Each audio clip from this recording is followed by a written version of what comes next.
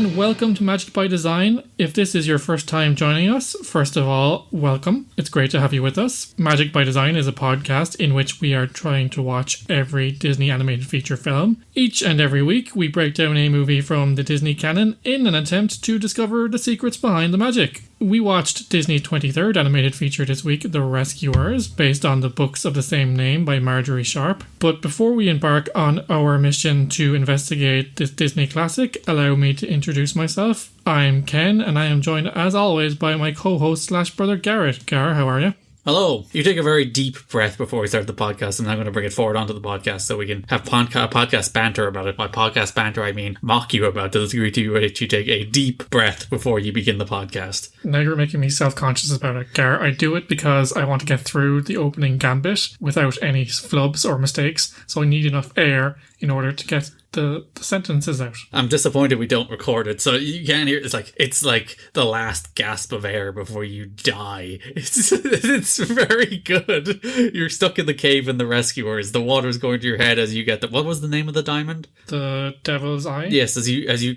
desperately clutch the Devil's Eye, and the water comes in above your head, and this is your final breath for your escape. That's the kind of breath he takes right before he clicks play on the podcast and delivers his opening gambit, and it is very amusing. And we had to stop the last attempted recording because I laughed at it, and now Ken's very upset that I've mentioned it on the podcast. Gar, I threatened to end the podcast in the first few minutes before. It's happening. It's over. Podcast cancelled. We have to issue not a correction, but an update from last week. As we watched The Rescuers this week, we realised that The Rescuers Down Under is the first Disney animated sequel. It's very difficult to distinguish which of those films ever go straight to DVD and which are in the theatre, because I'm a young person who wasn't around when they originally released, so I don't know the difference. But yeah, Rescuers Down Under came out like 13 years later. In 1990, and we will be covering that in future weeks. Yeah. How many films between now and that? I don't know these. We're into the 80s next week, so I don't think it's going to be that far. The time has disappeared. We were stuck in the 40s for like 15 years. There was like in the history of this podcast, what is this, 23? 24?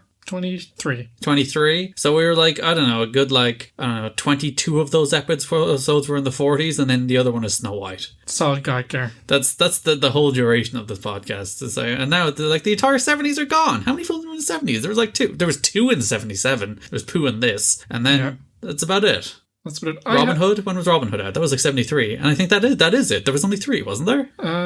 Yeah, I think so. There you go. You'd think we'd watched all these movies recently and we would know. There's truly no way of knowing. It's very difficult. It's not like we have a memory or even an audio record of our thoughts on this film, which will exist forever, or as long as Ken wants to pay for hosting, I guess. Gar, I listen to the podcast back when I edit it. It's enough. You do listen to my voice a lot. It's upsetting. I'd be upset if I had to listen to my voice that often. I guess I do have to listen to my voice that often because that's the voice in my head. But are you listening to it? Because as we know from listening to our own voice recorded, it's different than the voice in my head. No, mine isn't anymore. Is it not? I've done enough audio content that it's the same. Yeah, for me, I sound different in my head than I do on the recording. And I think the problem is like most people don't hear their recorded voice often enough. So that's like, really, that's what I sound like? As opposed to me, who has more recording of me in the world than anybody could possibly ever want. So I've heard my voice enough that I'm like, yeah, that's my voice. There's enough podcasts out there, Garrett, to just, if you died now, we could just have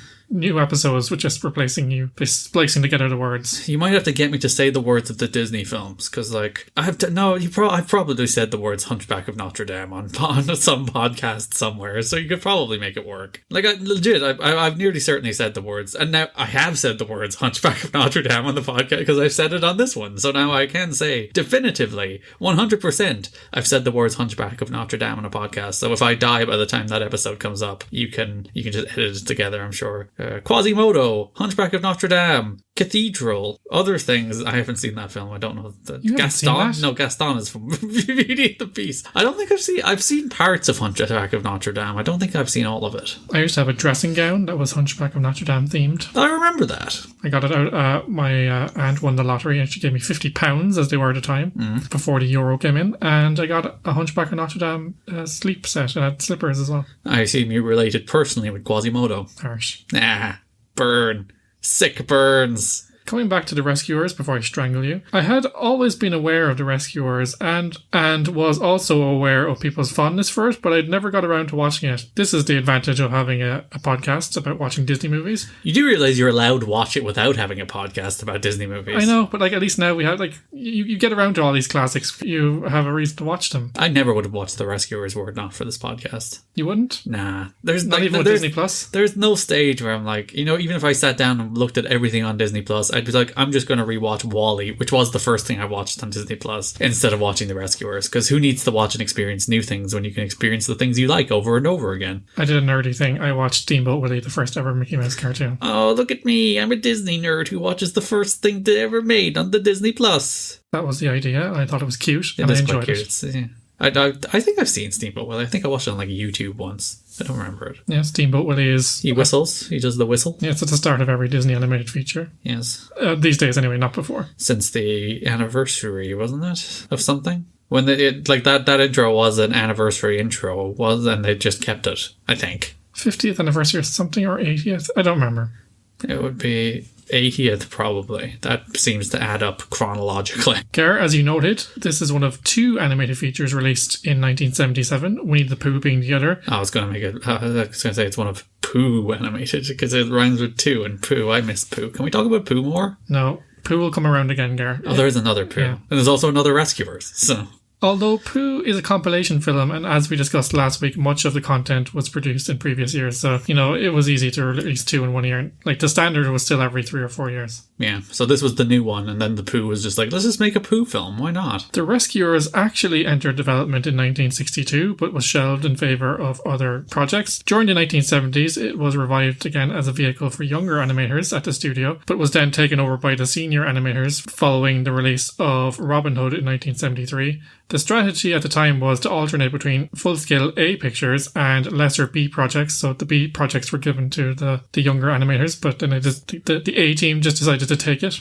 You said 1962 it was first in development. Yes. That's only 3 years after it came out. They didn't wait around. They were like, I like this mouse story. It came out 15 years later. No, that's only 3 years before The Rescuers, the book came out. Sorry, to clarify. The book was published in 1959. So that's like 3 years later, it's like this Rescuers book in England. You gotta make it. Again, it's a British source material, by the way, because once again, American stories aren't worth adapting into whimsy animated films. I was listening to a podcast earlier.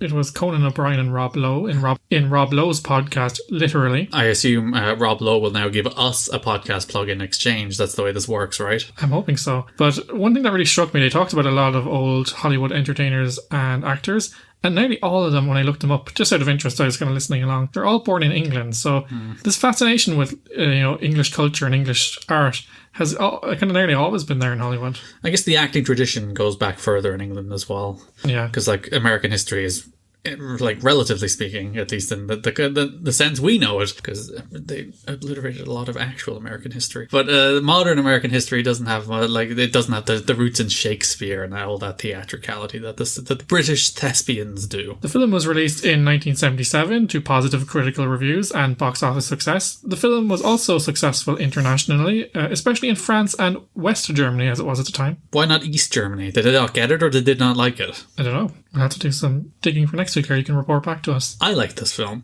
I do. I like it too. There you go. You see, like, if you go back and listen to, I think it was the Aristocats episode when I was giving about critics being like, it's a jolly good time. And it's like, no, it's not. It's boring and derivative. This film is a jolly good time. It is. Like, this film thoroughly checks the jolly good time box. It's like, it does nothing that is revolutionary. It does nothing that's like really thought-provoking. It does nothing like really even all that artistically interesting. It's just a jolly good time. So get out of here with your mediocre films that you're calling jolly good times. This is a jolly good time. I think the film sets out its brief from the beginning and it follows it through. You mean that dramatic Bond intro? That's the brief? Yeah, bit of a weird one. We'll talk about that in a while. But we'll get into it. Let's just get into the film, Gar. Ken is such a stickler to his format. He's very upset when I break the format. I do love the format. I don't like when you jump ahead. It flusters me, okay? He's like, I have these talking points set up for later. Why are you reading? Because Ken sends me the script and I never read it. Ken basically reads the script to me live on the podcast and I react to it, which it gets my organic reactions, Ken. I don't want to prejudice. I don't want to do research or prejudice my opinion. lines. As we know, ever since 101 Dalmatians, animation for Disney theatrical films was done by Xerography, which had only been able to produce black outlines. So that's why we had that scruffy, heavy black lines, and, the animation, especially in the transitions, looked a bit strange. They had since improved it. The cell artists used a medium grey toner in order to create a softer looking line. And this was evident in the Rescuers. Yeah, there's times where it almost looks green screened. When you see the green screen pop and you see obviously these people are popping in from the background. It looks kind of like that at some stages. It doesn't look as blended as some of the earlier films did. Yeah. But it also, the human characters don't look as revolting as they did in Aristocats. So it really does have that going for it. And some of them are actually meant to look revolting. Like the Medusa and what's her grunt's name? Snoopy. Mr. Snoop, sorry. Mr. Snoopy is the dog. Yes. Mr. Snoops. Like they're meant to look kind of gross and off-putting a little. But even then, they look less gross and off-putting than the lady who owned the cats in Aristocats. She's just melting, and it's like the movement and the frame rate is the normal frame rate, 24 frames per second. Although now it goes between 24 and 30 depending on the medium. But the movement with especially the human characters was a bit off still. And I don't know, the mice were weirder though. Yeah, the mice as well. They seem to step off to me, but apparently it was the standard rate. I don't really know. It's just the way they were animated. They were animated like people. The mice walked on their hind feet in this film. Just weird. It didn't really make sense visually to your brain. And it looks perfectly fine. It's really nothing wrong with the film. It's just one of those little things where you're just mice walking on their hind feet. There's no actual animation for mice walking on their hind feet because they can't do that. They don't do that. So when they actually do it in this film, there's no reference material for what that should look like. So the way it looks is just kind of jerky and weird, and it's just yeah. I think it's halfway between that kind of scruffy style from the 1960s and trying to aspire to something a bit more sophisticated, because a lot of the younger animators worked on it, and as we talked about before, sometimes you need those younger ideas and younger hunger for want of a better term to kind of improve things. Just new ideas, they don't get stuck in their ways. There's the phrase, we do it this way because this is the way it's always been done. It slowly gets thrown out the window and people try new things. Yeah, so it's definitely more pleasing to the eye. The film marks the last joint effort by veterans Milt Kahl, Ollie Johnston and Frank Thomas. This was the last film they worked on, and other animators who stepped up during the production were Glenn Keane, Ron Clements and Andy Gaskell, who would all play an important role in the Disney Renaissance. So this is basically the end of an era. Yeah, so that's the end of the animators who fueled the golden era. Mm-hmm. We're in a bit of a transition period at the moment that wouldn't be considered any real... No one can call Aristocats golden. Yeah, that's outside the golden period. I will be just ragging on Aristocats till the end of time. And towards the end of this decade, this upcoming decade, we'll be entering the Disney Renaissance. Yeah, where all the young people have all their fancy ideas and they can make Hercules films. Yes, indeed. So this is interesting. The opening is closer to what we would recognise as a traditional film opening today. They've moved away from the title cards. It's a Bond intro. I wrote this down. It's very much like a Bond opening. And you said at the time, are they spoofing a Bond film? And kind of, I guess. Yeah, it's like Bond adjacent. They're the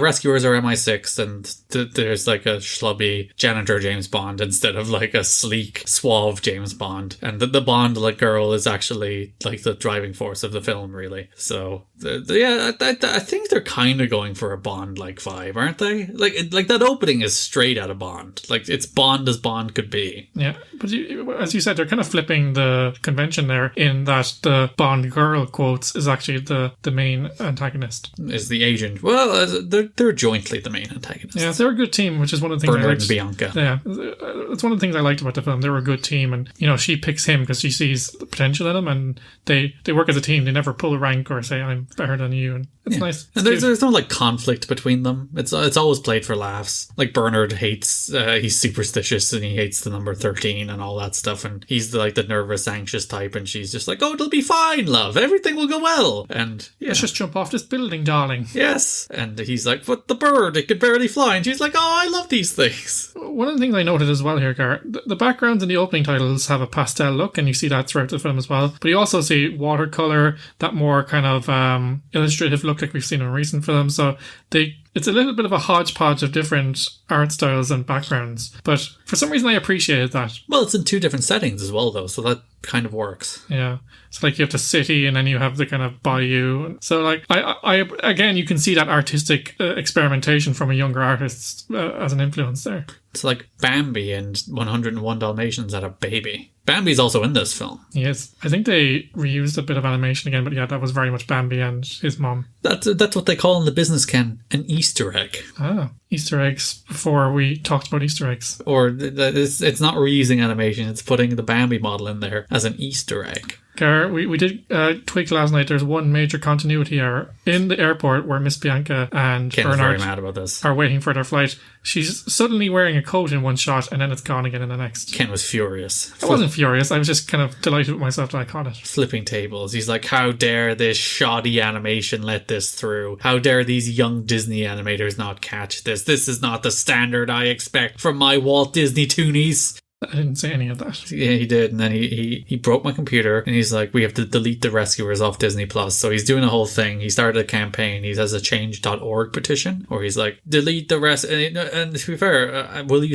be satisfied with just deleting that frame? It's literally a couple frames of animation. It's not even a scene. No, the whole film has to be gone now. That's fair. You're like the people from the video release. The whole film has to be gone. Garrett, again, that's later. That's a fun fact for later. So I'm going to move on now. Ken will not have the organic flow of a podcast. It's like everything must be segmented rigidly into its particular section. I'm like the Rescue Aid Society, Gar. We have traditions and we have protocols and we must follow them. Yes. One last note I had here on the animation. The sequence of Orville's takeoff was fun. There you go. I really like that. I like that bird. Yeah, I like that. He's a bit of a hack because he's selling flights, but he can't fly that well. He also doesn't have an air traffic controller. Like, he calls into the air traffic control being like, hey, can I land? And like Bernard is like, yeah, okay. And he lands. What if Bernard wasn't there? Did he just fly in a circle endlessly? How is he calling into the air? Does he have a radio? I didn't see a radio. No, I didn't see a radio either. So where is the person? Is he the person? Is he doing both jobs? That's why it doesn't work? Maybe it is. But how is he contacting him while he's in the sky? He didn't have a radio. I question this. I did quite like the tin can versus the thing in his back that was served as the actual...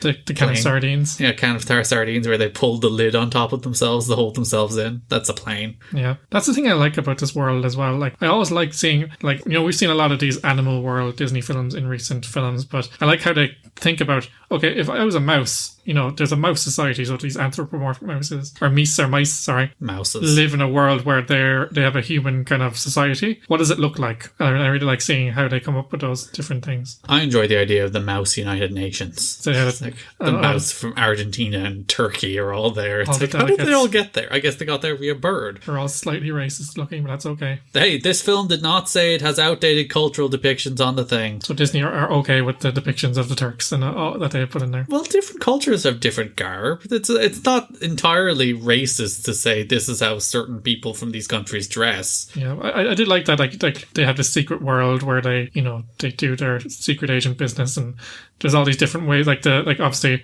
they don't have planes, but they have the bird who is acting as a plane, and they have instead of a speedboat, they have a dragonfly who drives a leaf. Yeah, you can't complain. You're wearing your traditional historical Sunday leprechaun outfit right now, as we all do on Sundays. Yeah. Where's your hat, Gar? I took it off. It gets very warm during the podcast. That's fair. As we said earlier, Gar, the film is based on the series of books by Margery Sharp, most notably The Rescuers, 1959, and Miss Bianca, 1962. The Rescuers film is mostly based on Miss Bianca, the book. It tells the story of Miss Bianca, a socialite mouse who volunteered to lend assistance to people and animals in danger. There you go.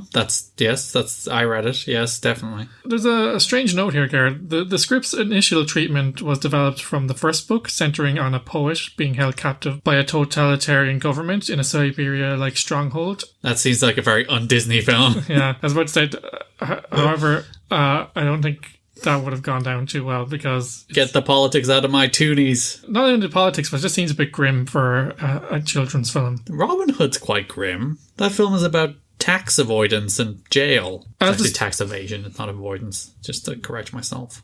Avoidance is legal, evasion isn't. Though some would argue avoidance should be illegal, but nonetheless. Well, there's legal types of avoidance. Yes, but that's usually finding awkward loopholes in the tax system. That's why our friend Donald is in the news lately about his taxes. And why we owe $14 billion in tax to Apple. Or do we? As the story grew overtly involved in international intrigue, Walt Disney decided to shelve the project due to the story's political tone. He wasn't fond of... getting the politics out of his toonies, Ken. Yeah, not enough Nazis in it. I mean, what? Cruella de Vil was initially earmarked as the villain for this film, but veteran Disney animator Ollie Johnston stated that it felt wrong to attempt a sequel at the time, so the idea... So they just put her in there anyway and changed her name. Yeah, so Medusa looks like her fat, red-headed stepsister or something. She looks like if Cruella de Vil and Ursula from The Little Mermaid had a baby, this is what it would look like. She becomes less like Cruella later in the film. So I almost got the impression they actually started this film with Cruella, and like they lean out of her being like Cruella, like in the back half of the film, and she just kind of, well, she's still like a maniacal, crazy person who wants to use children to get rich. Or well, I guess Cruella wanted dogs to get rich instead of children. Dogs. Yes, they were baby dogs. That's true. But yeah, very, especially like the early exchange, and she gets in a car that's like a very Cruella de Vil style car and drives around the city in a very haphazard Cruella de Vil style way. It's like they changed, they palette swapped her basically. Yeah, but she is a lot more involved in the story, especially towards the end. She does give chase. She even has two thugs, except they're crocodiles in this instance. Actually, they're alligators, Gar? They're the same thing. No, they're not. That's a trick Americans tried to play on us by being like, crocodiles and alligators are different. Crocodiles and alligators. No, alligators aren't real. Oh, they all look the same to you, racist? Yes, they do. They do all look the same. I won't deny this. My prejudice against crocodiles. Crocodiles will eat. I think it's a warranted prejudice against crocodiles, don't you? No, I love... Name a good crocodile in fiction. Name a good crocodile. Crocodile Dundee. That's a person. But his name is Crocodile. But that's a person. He wears crocodile. Name a good alligator in fiction. The crocodile from Peter Pan. But that eats somebody's hand off. Yeah. It's a bad crocodile. Hook is a good guy. What did Hook ever do? Garrett, you had your chance to make that case. The podcast is over. No, I already did the Cruella de Vil is the good guy in that film. That was my other argument. Hook never did anything to anybody. Hook just wants some friends. Yeah, he just wants to be a pirate. Peter Pan living up his life with all his lost boys, living the high life, having fun, and Hook's just there looking sadly through the window being like, can I come too? And they're like, no. There's also an indication that he's holding those children hostage and he may have stolen them. Yeah, maybe Hook is trying to liberate them. Again, taking down the tyrant Peter Pan and liberating the kidnapped children. Another clear sign that Hook is the good guy in that film. Is Medusa the good guy in this film? No, there's not much of an argument there. No. Well, we don't know what she wants to do with the riches from her diamond. But she kidnapped a child and then held her against her will and made her do her bidding. But she gave the child a home on a boat. She also stole her teddy bear as a way to coerce her into doing her bidding. To be fair, that's only after the child did cooperate. But she didn't seem to have like a particularly unpleasant room in that boat. She had like light and a nice little bed to herself. So I don't know. Penny seemed to be living at large on that boat. Maybe if she had just cooperated and everything would have went fine. At the very least, she's a criminal for not following the proper adoption process. But Penny was stuck in the adoption good guy argument. Your argument is falling apart, Gar. I said this to you last night, Gar. You don't know who this is, but people will pop for this because legendary comedian Bob Newhart played Bernard, the janitor turned secret agent. Well, you see, as I googled him, you told me it's the guy from The Big Bang Theory, and I'm like, who? He's known most recently for playing Professor Proton on Big Bang Theory. Now, if you'd been like Judson from The Librarians, I would have known exactly who you were talking about, because The Librarians rules, and I know Judson from The Librarians, the series of films with Noah Wyle. Probably the only one.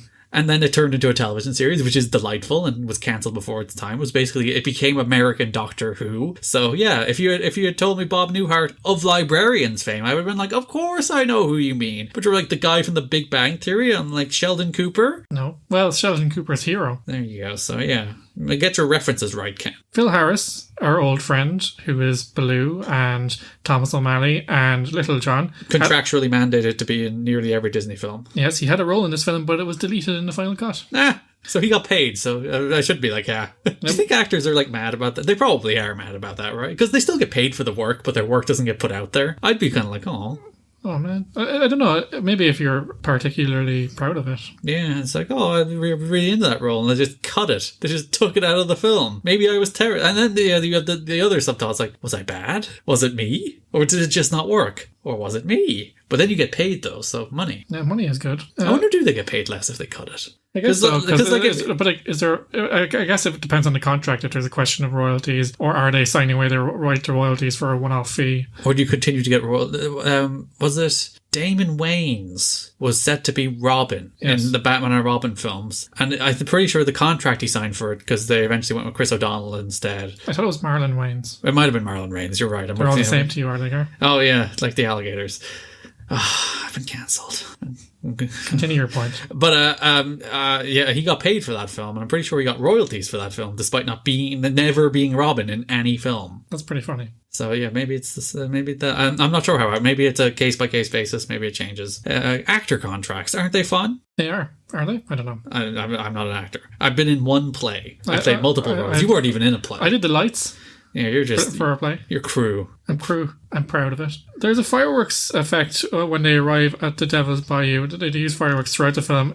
I thought that was quite well done. It's superimposed animation on live action footage, but I didn't like it. Oh, yeah. It looked weird. A bit too realistic for you? I don't know. I'm watching an animated film, you know? I don't need that kind of stuff. Like, animate the fireworks, which they did in this film in a hilarious way, in which when he kidnapped the child again, he shot it's like, I have caught whatever it was. Got girl into the sky so Medusa would come back while she was rampaging on her swamped bike, which is, again, another wonderful thing. It looked like a motorbike, but a boat, but it also had like a steam, a jet engine at the back. Yeah, it was like a steampunk swamp jet ski that she motored through the swamp trying to kidnap her children with. Great fun. Yes, very cool. I want one of those for myself. Another note I had here, Gar, Penny is very salty when the alligators capture her, and one of them takes the bear, so like one of them has Penny in its mouth and the other one has the bear, because obviously her teddy bear is the bigger threat. Yes, you have to incapacitate it. I do like Penny has, like, she's taking no shit from those alligators. No. She's like, I do not fear you, put me down, stop annoying me. I wrote it down and you said this last night, Gar. I thought you said it very well when you said Penny has moxie. She does have moxie. I feel as if this story, besides the fantasy elements, is very grounded and very... It's not that grounded. Well, the girl is kidnapped to be shoved down a well to grab some diamonds while the talking alligators keep her... Actually, no, the alligators don't talk, but the talking mice rescue her with all the badgers and dragonflies and all the other creatures that somehow talk in this world. And all of that. That's pretty fantastical, Ken. That's not like a grounded, realistic story. I just said besides the fantasy elements. So if you had this story... Besides most of the film, it was pretty grounded. If you had this story with humans as the Rescue Aid Society, I'd still watch it. No, I like the mice. They're cute. The mice? Yeah, but Penny, she's an enjoyable character because she has some agency over what happens to her, and she tries to run away several times, and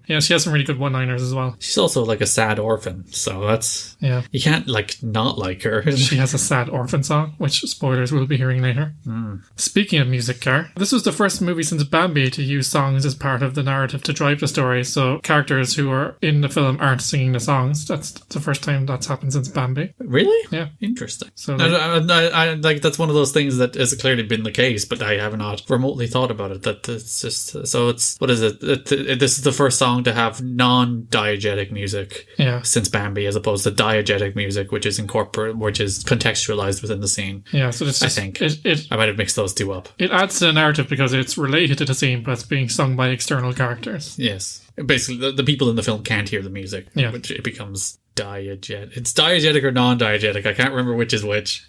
The songs were all very pleasant for me, but a bit samey. They all had that kind of distinctly 1970s soft ballad feeling to them. Yeah, I enjoyed the music, but it doesn't pass the "Can I sing it today?" test. I had a shower earlier and I was still singing Winnie the Pooh a week later. But I enjoyed the music. I thought it was good music, and I thought I was going to say it fit the movie, but it really didn't.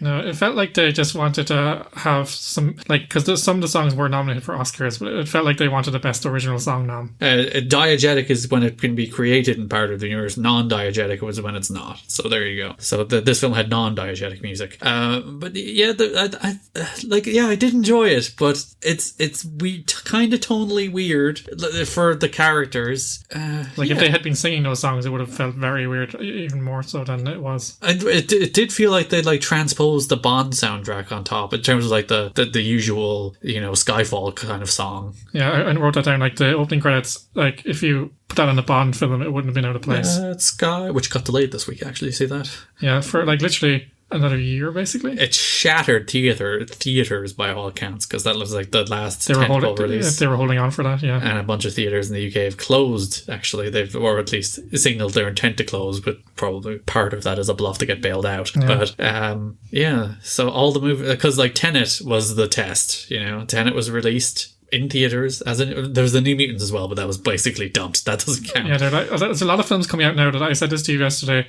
Either were meant to be TV movies or were shelved because they're like, we made this, it's crap, we're not going to make money. Oh wait, we have a captive audience now. Yeah, put it out there. But I think there needs to be a blended approach for the time being. I know the Broccoli family are very reluctant to do that, but kind of have it be a cinema event for maybe a week or two, and then have it come out on streaming almost directly after. Well, you can leave it in the cinemas as long as you want. Yeah. Like, it doesn't have to be for a week or two, but you do need to give people an at-home option at this stage, I think, if you want to release these films and make money. Because Tenet did not make money. And, like, that was the big test. Is a big Chris Nolan film. A film that probably would have made at least $800 million, probably closer to $1 billion. It's made 280 off 200 budget last time I saw. Only $5 million in America. Which is okay. That's all things considered, I think, for the state of the world. Depending on the marketing budget, they might have made their money back. And like this film will be re-released in a year's time. That like Tenet, this is not the last time you can see Tenet in a theater. You can bank on that. But yeah, it didn't do well, and people were all looking at it as the test case for what does a new big tentpole release do in this kind of environment, and it did not do well enough for anybody else. And Fast got delayed as well, didn't it? Yeah, but I think that was already established. Well, no, it got double delayed. It got pushed further, I think. Yeah, I think people even eye 2022 now just to hedge their bets and like make sure everything's over. But even then, we don't know. There's fewer old films out at the moment, which kind of annoys me. Yeah, I thought they'd leverage that for a while longer. Like there's the new Aaron Sorkin film is out, because that's actually a Netflix release. They're actually doing what you suggest. It's out in theaters for a couple of weeks and then it's on Netflix. So I'll probably go see that as maybe the last film I'll actually actively try and see in theaters this year, unless there's something that tickles my fancy. But yeah, I like the old films, honestly. Yeah, especially if I didn't get a chance to see it in the cinema originally. Do you know what the number 2 film in the American box office is this week? Is it Jurassic Park? It's Hocus Pocus. Oh, really? Yeah. Oh, because of Halloween. It was Jurassic Park at one stage when they first... That was the number 1 film. Jurassic Park's had like it set some weird trivia record where it was the longest distance between number 1 in the US box office. It was like 94 to now. 93. I think it got re-releases though, so... It's been re-released a lot of times. I don't think it was the initial release where it was most recently number 1. Moving forward to the legacy of this film, Gar, as we talked about, we answered our own trivia question. It is the first Disney film to receive a sequel, which was released in theaters. Also, a fun tidbit, on January 8th, 1999, 3 days after the second release of the film, it was initially released in 1993 on home video. Disney recalled about 3.4 million copies of the videotapes because there was an indecent image in one of the film's backgrounds. It's a blurry image of a topless woman with nipples and breasts showing, in case you're interested. In case you're interested. I wonder, is this like... Are you titillated, Gar? Is this like a valuable copy of like The Rescuers? Is this like going on eBay for like hundreds and hundreds of euro? It appears twice in non-consecutive frames during the scene where Miss Bianca and Bernard are flying on Orville's back throughout New York City. It can't be seen by the naked eye when viewing the film regularly, so you won't see it. It's only when you freeze frame it. A Disney spokesperson said that the images were added in post-production but declined to confirm who added them, so I'm not sure, was it like done at the time when the film was produced, or what? But sometimes they kind of re-edit them when they put them on VHS. It's probably like one of those things where someone put it in as a joke. It's like, and that's the version they accidentally put on a tape. And it's like, oh no. Yeah, they reissued the tapes the same year with the nudity blocked out. But as you said, I wonder if they have people out there who have... They're hunting versions of the horny Rescuers tapes. It's like, I want the horny Rescuers film. I'm horny. In terms of my final thoughts, The Rescuers has noticeably better animation than any film in the previous decade and a half. I don't know, Pooh has good animation. Yeah. It's contextualized in a cheaper way. Like they, as we mentioned in that film, they contextualize the cheapness, but I think it's well animated. Yeah, but in terms of the overall quality, I think they're trying to move forward for the first time in a long time. It's more down to earth and grounded, despite its fantasy premise, as I was saying.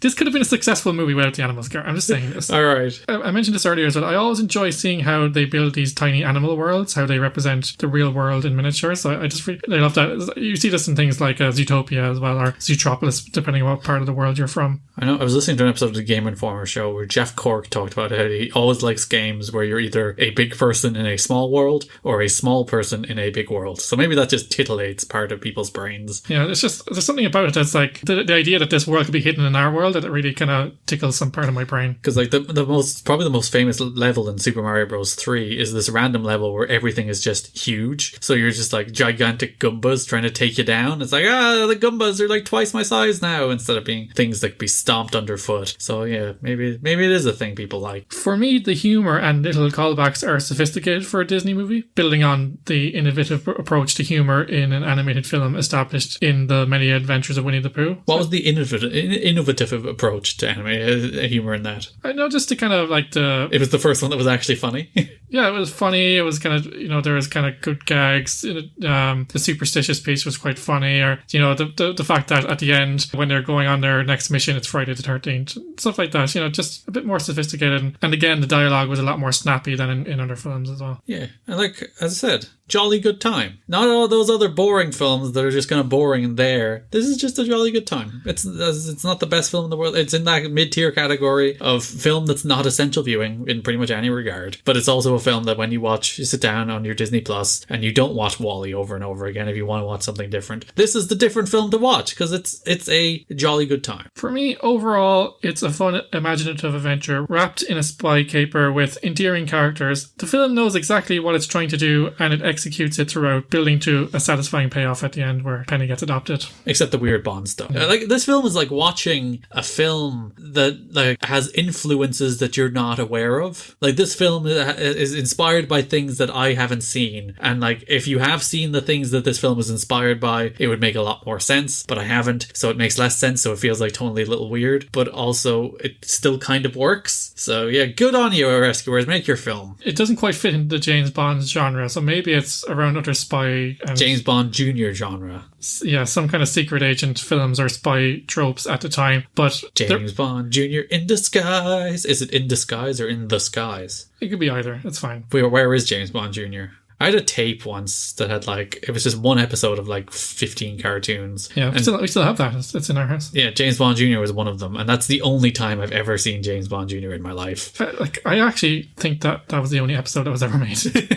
Was it on when you were kids? I can't remember. I don't remember. That tape is the only time I remember it. Because he's American, and he's going to an American prep school, but he's counter because he won't wear the uniform or whatever. Cool. But he's American, and his name is James Bond Jr., but James Bond is his uncle. And I'm just but I don't know. It was crap. It was not. No, there was toys as well, so I'm pretty sure it was a whole series. I would imagine it was a whole thing. It wasn't just one episode on a weird VHS. We'll issue another correction. I wonder, is that VHS worth money? Kara's going to look up the value of VHSs in the next week. I don't remember much else on that. There was, I think Inspector Gadget. There was an Inspector Gadget on it. I don't remember many other things. There was that one about the troll things. I don't remember that. The gem trolls. No. I actually know what they're called, but I can't remember now. But Gar, overall, having seen this film, just to sum up, would you be looking forward to The Rescuers 2 Down Under? Yes, I will take another jolly good time in Australia, mate. Good eye, mate. I'm looking forward to that episode too, and I think that's the best thing you can say about this film. I've been told how to do a good Australian accent. You just say "good eye, mate" in a weird Australian accent. Good eye, mate. Oh, yes, it does work. It goes straight to the Australian accent. Thank you, Liam, my other podcast host, for teaching me how to speak in Australian. Yes, you're not allowed to talk about the other podcast, even though you talk about this podcast. I plug the Magic by Design on Wednesday War Games. Why can't I plug Wednesday War Games on Magic by Design? It's synergy, Ken. It's corporate synergy. Yes, we're co-partners in podcasting. Liam, you're welcome to come on to critique the depiction of Australian culture in Rescuers Down Under. Yes. Liam will never hear this podcast. He won't. I think he listened to one episode or some of one episode, because there is one listen in the Snow White episode from Australia. So maybe he just checked it out. And then never came back. Just to see how good we are compared to him. In fairness, he is also in the category of hears far too much of my voice, so I can't blame him. Yeah, that's fair. All right, Rescuers, that's nearly it for the show this week. Our resident musical expert, Nicole, is coming up in just a few moments with a song from the movie. It's always worth waiting for, so be sure to stick around for that after the outro. You can find brand new episodes of Magic by Design every Monday, where all magical podcasts are downloaded. Check out our website at magicbydesign.buzzsprout.com to find a full list of podcast providers. We recently entered Amazon Music. And that means also Audible. Possibly. I checked, I couldn't find it. Oh, well then, Ken didn't do it right. Blame Ken. No, it's your fault for giving false information, you fake news spreader. You just couldn't get it done. Ken couldn't get the deal with Audible done. Audible isn't available on my... Actually, I went to listen to... I think it was Peter Pan when I tried to download Audible because I wanted an audiobook of Peter Pan. And then my iPod didn't support Audible anymore. I'm very upset. So I downloaded, I think it was Scribed, it's called. It has a bunch of audiobooks anyway. So, and it does support my iPod. So therefore, it is better than Audible. Cool story, bro. I wonder is our podcast on Scribed? Is that... I don't even know is that the name of the app. I'm still paying for that app. I really should cancel those things. You've got a lot of things that you pay for and then forget about it. I played for Rev Pro for like 2 years and like, well, I haven't watched this in 2 years, so that's $240 probably down the drain or whatever. You're supporting local business, Gar. Sure. Check out the website to find all our previous episodes if you're catching up or feel like revisiting an old favourite. Magic by Design is also on all your favourite social media platforms. You can find us on Facebook at facebook.com/Magic by Design Pod, on Twitter at Magic Design Pod, and on the Insta at Magic by Design Pod.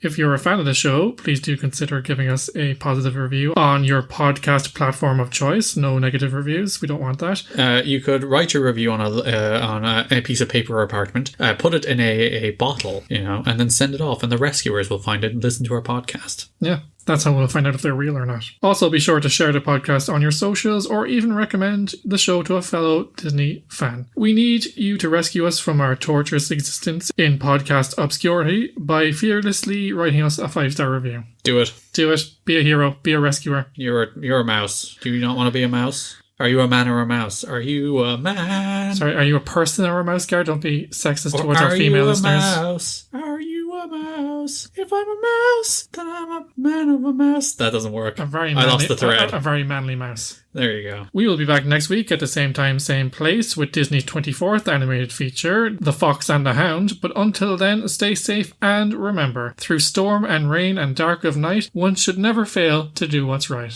Beautiful. Now then, Nicole is here to sing us out with Someone's Waiting for You from The Rescuers, and she's also discovered some fun facts about the music of the film. Thanks for listening, and over to you, Nicole. Hello, my Disney lovers. It's me, your musical correspondent, Nicole, coming to you live from my bedroom. This week, we're following 2 tiny agents in The Rescuers. The songs were composed by songwriting duo Carl Connors and Anne Robbins, who first met on a double date in 1973. It's worth noting that this is our first female duo. Connors was the music composer, probably most known at the time for composing the song Gonna Fly Now, which was the theme song for the 1976 Rocky movie. She also sung lead vocals for the pop trio The Teddy Bears, featuring Phil Spector, whose only major hit was To Know Him Is to Love Him by Spector. Robbins wrote poetry and lyrics, and also wrote the lyrics for Gonna Fly Now. Though they only composed 11 songs for an unproduced Christmas animation, they were invited to compose songs for Disney for The Rescuers. For the first time since Bambi, the songs of the film formed part of the narrative and were not sung by the characters themselves. In total, 4 songs were composed by Connors and Robbins, including The Journey, Rescue Aid Society, Tomorrow is Another Day, and Someone's Waiting for You. Most of the songs are sung by vocalist Shelby Flint. The song I'm taking a look at this week is Someone's Waiting for You, which was nominated for an Academy Award for Best Original Song. Sammy Fain, who we know from Peter Pan and Alice in Wonderland, collaborated with Connors and Robbins for this song. Here's my version. I hope you enjoy it. Be brave, little one. Make a wish for each sad little tear. Hold your head up though no one is near. Someone's waiting for you. Don't cry, little one. There'll be a smile where a frown used to be. You'll be part of the love that you see. Someone's waiting for you. Always keep a little prayer in your pocket, and you're sure to see the light. Soon there'll be joy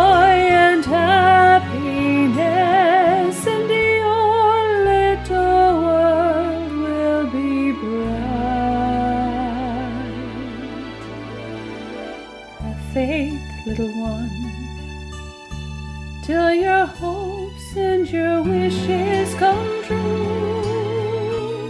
You must try to be brave, little one.